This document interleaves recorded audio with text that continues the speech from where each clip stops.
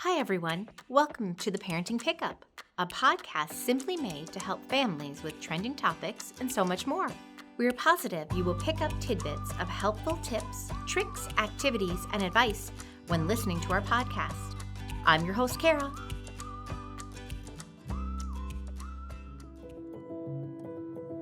Hello, everyone. We're excited to have Bev Bauman join us today. Bev is New Horizon Academy's Vice President of Staff Development and Education. Welcome, Bev. Thanks. I'm glad I could be here for you. Bev, could you tell our listeners a little bit about yourself? Certainly. As you mentioned, I'm the Vice President of Education and Staff Development, and I have a real passion for teaching teachers. I love when that little light bulb goes off on their heads and they really realize how important their job is. We know how important an early childhood teacher can be. I've worked for New Horizon Academy for 33 years. I'm married, I have a couple of daughters, and I have stressed to them from day one the importance of education, so I hope we can share that information today. That's awesome, Bev. Many families are nervous about their child leaving home or their childcare center to attend kindergarten, and many want to know how to prepare their child for kindergarten. So what should they do to help get their child ready? That's a really interesting question. The first thing I want to say is I actually interviewed a group of kindergarten teachers because I wanted to know what could New Horizon do to prepare our students for kindergarten. And there was a consensus. Everybody is so different. There really is no way to be prepared for kindergarten. But one thing they all said was, let us take care of the academics. It's more important that they know that they are socially, emotionally ready for kindergarten. They really felt like that was the most important part. And so what I'm going to say is work on the social emotional skills of a child, and that's some very simple things that you can do at home with them. First thing I'd say is talk to the children about problem solving. Allow the child to practice problem solving, because if nothing else, it will teach the child that, hey, I may fail, but I can try again, and it's okay. Ask your child, what do you think we could do about that, so that they really have some time to think about it. And when we ask them how their solution is working out, it gives us an opportunity to be able to evaluate what changes we may need to make at home to make them more comfortable. Another thing we can really do with children is talk to them about their feelings. Validate their feelings. Ask them, how are you feeling? Because when you share with them their feelings and their emotions, then you are able to help them self-regulate. Nothing is more important than being able to have a child self-regulate themselves. That's great. And the problem solving really resonates with me, and thinking about social emotional development is, sure, if you're not able to regulate yourself in the classroom, you can't learn ABCs or adding 2 + 2 is 4. So I think that's great. So now that we know that, what should I do as a parent if I'm trying to help my child get ready for kindergarten? What can I do at home? One thing that we can really talk about is the delay of gratification, because, when we put a child in front of a screen, that everything happens so fast and so quickly, and they get their answers right away. And yet, as a parent, it's really nice if you can teach them to have delayed gratification, because in reality, things don't happen that way. We know in real life that's really not the way it happens. You have to stop. Another thing that you can do is teach the child how to take turns. Play those games with the children. And you know what? We're not always winners, and that's okay. And all those little things that we can do to teach them. Another thing is pretend play. Is that child able to sit down and play by themselves? Are they able to sit down with another child and be able to get along, take turns, use their imagination? All those things are going to strengthen that child, so when they do get to kindergarten, they are able to relate to other children. Bev, that's wonderful. It makes me think that those are the things we do normally as a parent, like playing a board game. It's I roll the dice, now it's your turn. Absolutely. It's nothing. It doesn't take a rocket scientist. It's just interacting with those children, being with those children, and truly spending as much quality time as you can with them. Another thing I would say to you is If you do not know what else to do with a child, sit down and open a book and read to a child. The vocabulary, the skills, the things that a child will learn through books are absolutely magic. And do you know that if you read one book a day, from the day your child is born until they enter kindergarten, they will read over 1,800 books. Oh my gosh, that's Yes. amazing. And that's just one book. That's one book a day. And again, especially as the children get older, that repetition is so important to them. So it's going to be probably tougher on you than it is the child, because that child's going to come to you and say, will you read this book? And you're like, are you kidding? This is the 20th time I've read this book. But they don't care. They love the repetition. And that's what we want to do to them. Read to them. Get excited about it. Put some emotion in there. It's absolutely vital for the children. When a child's born, only 25% of their brain is formed, and yet by the time they're age 5, 90% of that brain is formed. So every time you talk to those children, sing to those children, read to those children, those brain connections are being made. And you know what? Children don't care if you can't sing. They don't care if you're off key. They just want to be able to hear your voice. And every time you speak to them and you take their lead, you take their interest, those brain waves are being met, and that's the 90% of the child's brain that's being formed is from all the interaction they have with you. That's amazing information. And just thinking about that's the time they're at home with us as parents, that they're really doing the learning. And it's truly what you're saying, it's the everyday things of reading a book. I know with my oldest son, we would read the same book again and again and again, and not even have a book in between. Yes. Like we would just keep reading that book, and that all of that reading was great for language development, playing games, probably things like, dressing up and pretending you're at a restaurant, or acting like you're, puppy dogs, or whatever that would be, pirates running around. All of those things make that impact and help with that brain development that you're saying. Absolutely. And all the research shows there is nothing better than reading aloud to children.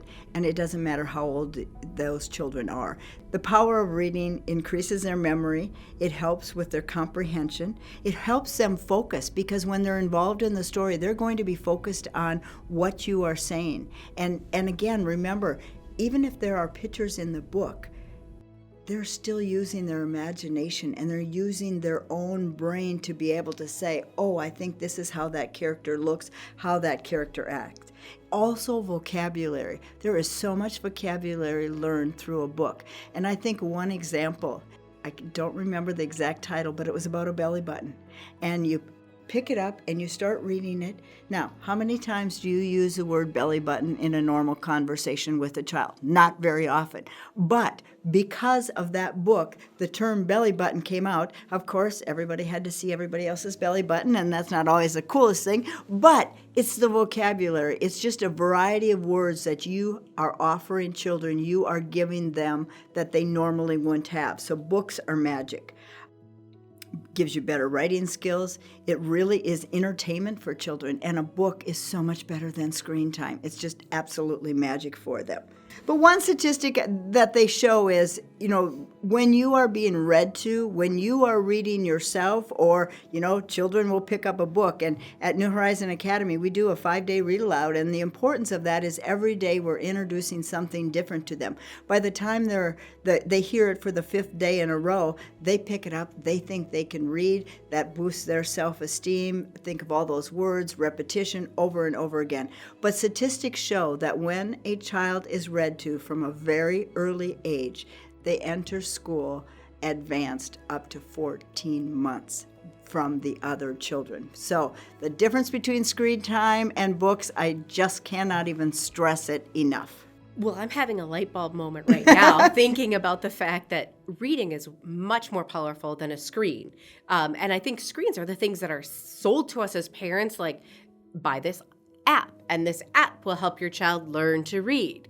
But really, just good old having your child in your lap is what will help them learn to read, will help them build better vocabulary, will do all the things that you said, and they'll be on the road to success for kindergarten and beyond.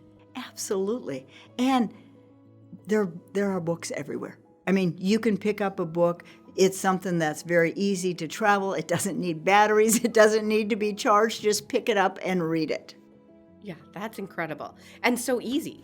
Absolutely. So easy to do. Yes, and everybody loves books. And also, then what I think, it's a lifelong skill. If you enjoy reading at a young age, you're going to carry that through for the rest of your life. Life is, you never quit learning, and reading is a great way to make sure that happens. Oh, for sure. And you go on an adventure every time you read. Yes, absolutely. Yeah, that's great. Well, tell me about, we've talked about how to get your child ready, but how do you know if your child is ready socially and emotionally? Well, first and foremost, I'm going to say you know your child better than anybody else. So really go with your gut.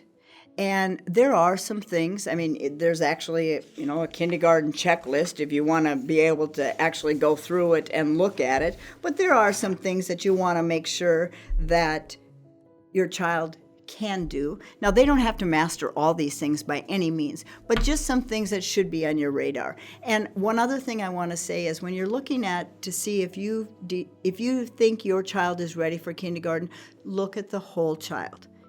We don't just want to look at one domain, but we really want to look at the whole child. So think about the language skills. Can they talk in complete sentences, and are they understood? Because that's a very vital part of a kindergarten is being able to interact with other children. Can they use words to express their wants and their needs? Can they understand directions? And that's one thing that's very easy to do at home is truly work on giving the child directions. Start with one direction. If you say to your child, grab the book, grab your coat, put your coat on, we're going to the car. They're going to go to the car. Sure. That's the last thing you told them to do. They're going to go to the car. Well, you're going to become very frustrated because it's like, well, did you hear those other things I asked you to do beforehand? So when we talk about giving a child direction, give them one direction at a time. When they've accomplished that, then add another one and continue on. By the time they enter kindergarten, you should be able to give them 2 directions, and they should be able to accomplish that. In addition, some of the reading skills. Do they enjoy listening to stories? Do they know how to actually go through the story? Do they know the front of the book, the back of the book? Do they know that things happen from left to right? Now again, they're not going to master all of this, but these are things that you can expose them to. Recognize familiar logos and signs. Most children can tell you what the stop sign says. Unfortunately, most children can tell you what the golden arches are. But again, are there certain logos that as they're going by, they're like, oh, there's Target, there's, whatever their favorite grocery store may be. Can they recite the alphabet? And again, not rote, like, children go through and they just start singing A, B, C, D, and they get to LMNOP and they think that's one letter. They don't even realize it because that's just the way they've been taught. But to really recognize the alphabet. Rhyming, do they recognize their own names? Can they draw a picture to express themselves? Not that they are going to have the skills to do a fantastic artistic portrait, but do they have an interest? And do they know how to hold the pencil, how to hold the crayon? That's also very huge. Can they count to 1 to 10? Can they correspond 1 to 1? Or, there's 3 items here. And, again, it's those simple little things. You go to the grocery store. Give the child the bag and tell them you want 5 oranges. Can they count out 5 oranges? When they get home and you're putting the cans in the pantry, have them put the cans that match together. All those simple little things. And you know what? Then you're not putting the groceries away either. So the child is helping you. Other math skills, can they point to and name the 8 colors? And can they count the 8 colors in the crayon box? And do they know what those colors are? Can they use the bathroom? And can they wash up? Can they wipe their own nose? Do they know enough when their nose is wiped that they go and they wash their hands? And can they wash their hands with soap and water and take the towel down and do that independently? That's one thing you really need to work on is independence, because we know those kindergarten teachers don't have time to do those simple little self-help skills. So that's a huge, that's a great indication that your child is ready. When we talk about social skills, can they separate from the parent? And of course, there's going to be tears the first day. If they have to be on the bus, it's something brand new. It's scary. Even if they've been in preschool, it's still scary to go to this big, big, bad school now, whatever. So, but after a short time, can they truly leave you? Can they separate from you? Are they able to interact with other children? Can they get along with one another?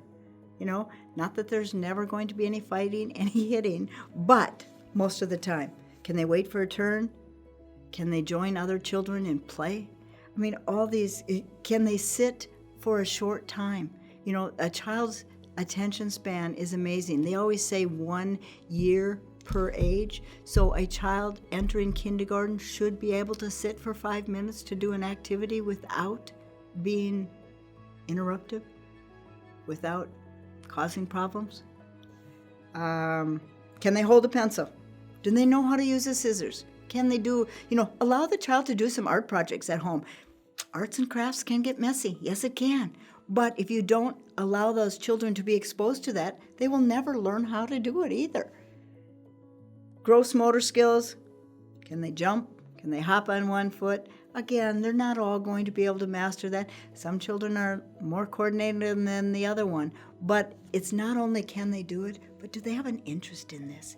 Because of course, being active in kindergarten is also a huge part of their day. Those are great tips. Those are actual things that are easy for us parents to do. You're not asking me to buy anything special in terms of equipment. I don't have to try to plan something different. We go to the park, so we can hop at the park. We can jump at the park. We can skip at the park. We can do all of those things. We can make a card for grandma and use scissors and cut out a heart or a circle. So all the things you're saying are things I have around the house, and most of us do as parents, and it's simple things. It sounds like just being intentional about asking the right questions and talking about feelings and all of those things. Those are easy for us to help prepare our children for kindergarten. Absolutely. It's just being there for your child, being there with your child, not putting them in front of that screen time, but instead interacting, making those connections. Because in turn, that's going to teach him or her how to make those connections in kindergarten also. Absolutely. It's like a solid foundation for success that they just keep growing and adding to. I think that's amazing and really simple. Very simple. Awesome. Very simple. That's great. Well, Bev, this is the part where we have questions from our parents. And so I'll let you know that one of our listeners, James, had a question, and it said, my son was born in the summer, and his teacher recommends I hold him back because of his birthday to make sure he is ready for kindergarten. What should I do? That's a tough one.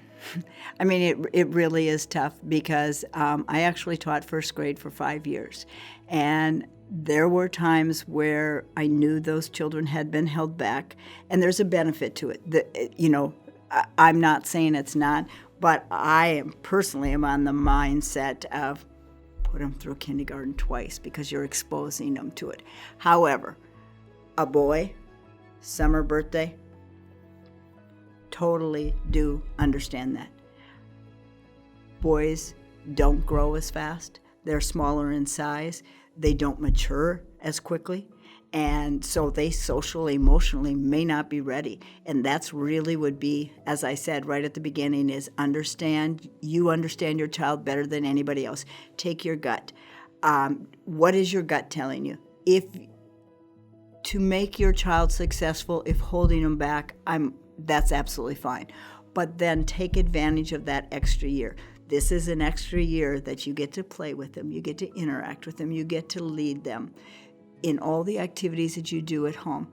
And when I talk about lead, sometimes those boys that enter kindergarten a year later are going to be your true leaders because they are the oldest one in the classroom, and they really have learned the skills to be able to make a difference and be that leader in the classroom. That totally makes sense. They had another year to grow. Absolutely. Absolutely. Beautiful. And I think one thing when I say that, interacting with the children, with my girls, I did educational things with them all the time, but I did it in a fun way that they didn't even know they were learning. And that's the key to it all, is just have fun with them, do whatever, and then it's like we're all done with that activity, and I'm like, oh, you just did math. And it's like, what? No, we were playing, Mom. Yeah, I know you were, but you also did some math. That's great. Yeah, it's not having flashcards saying, what color is this? What number is this? No. Like, it's not the flashcards. It's the everyday interactions, games. That's so much easier than trying to sit down and hold up flashcards. Nobody wants that. Well, absolutely. I mean, it's not developmentally appropriate for the children. And something as simple as you say colors. Go to the refrigerator and grab me a green apple. No, I want a green apple.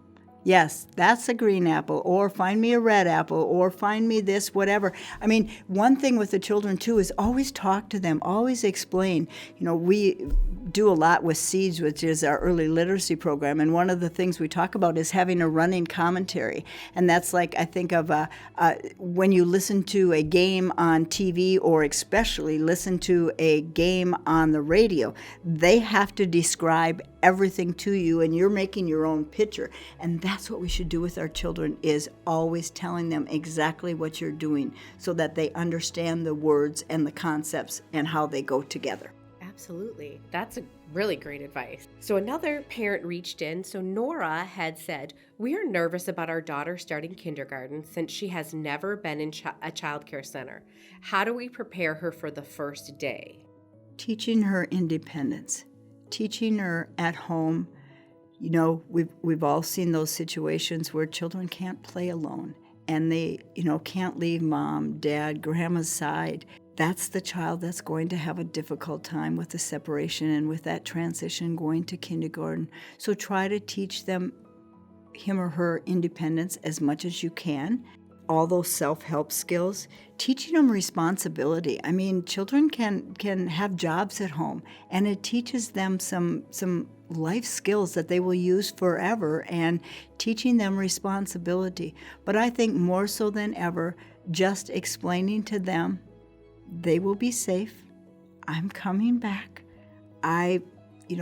This is you growing up, but teaching them independence as much as they can so that they realize that they can do this. And praise them appropriately, but praise them for all those little wins. Because when they see, oh my gosh, my mom, my dad, my grandma is so proud of me because I was able to do this, that's going to set them up for success also. Those are great tips and easy things to do to help prepare your child for that first day, especially if they haven't been in the childcare center and they're not familiar with that. Right. And another thing is, following routines is huge. Routines are tough at home. I know for myself, it's like, we'll do that at a different time. We don't, whatever. But when a routine to a child is a huge security blanket. Children at a very young age do not understand time. So it doesn't pay to say to me that at 8 o'clock you're going to bed, or you're doing this or you're doing that. But instead, after dinner, we have bath, I read you stories, you go to bed, whatever. It's a routine. We know school's a routine every day. Every day they do things at the exact same way. And if we teach the children at home that routine's important, it's a security blanket to that child, hopefully that security will carry on in the school system also. Another listener, Rich, said, I've heard the importance of reading starting as early as the infant stage. What books do you recommend, and how often should we read together? Read every chance you can. And I love to see that infant sitting on your lap, or that infant laying on the floor and you're sharing books with them. I mean, just to be able to watch that child's expression is priceless. And again, the more animated that the parent can be with the books, the better it's going to be for those children. One thing with infants, the first colors that an infant sees is black, white, and red. So I would encourage that the very first books you read to them or you expose them to have those bold colors. And of course, we know as the child gets older, those books are all going to go into their mouths. So again, something that can easily be wiped off, put in the dishwasher, whatever it may be. But then, as a child grows, of course, your books are going to mature. That toddler, the nice board book, the bright colors. I love to see things in yellow and red and green and blue, bright, bold pictures, maybe one word. If we're talking trucks, put the word truck down there. Not that toddler's going to know what that says, but you can say it, and that child will realize that print means something, because a print-rich environment is great exposure to the children. Of course, as the children get older, then you can, do a variety of different things, but you'll want to make sure that they're sturdy books because, again, you're going to use them over and over again. Now, and then, of course, even chapter books. The older your child, even before they enter kindergarten, and my favorite chapter book is probably Charlotte's Web, and, it's deep. And yet, I don't know, some children love Charlotte's Web. And so I think even as they're entering kindergarten or they're in elementary school, read chapter books to the children. Reading out loud is one of the greatest things a parent can do for their child.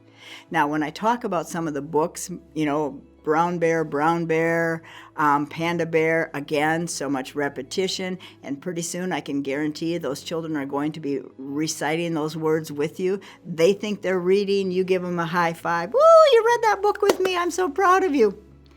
They don't need to know the difference. But again,